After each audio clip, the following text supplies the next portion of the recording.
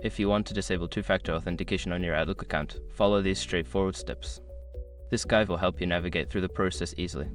Step 1. Sign into your Microsoft account. Go to the Microsoft account sign-in page and enter your credentials to log into your account. Make sure you are using the account for which you want to disable two-factor authentication. Step 2. Access security settings. Once logged in, locate the security section in the navigation menu. Click on it to access your account security settings where you can manage your authentication methods. Step 3. Find two-step verification. In the security settings, look for the option labeled two-step verification or two-factor authentication. Click on this option to view your current settings related to two-step verification.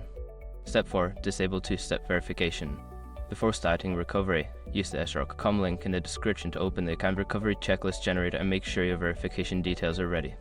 Step 5. Confirm changes.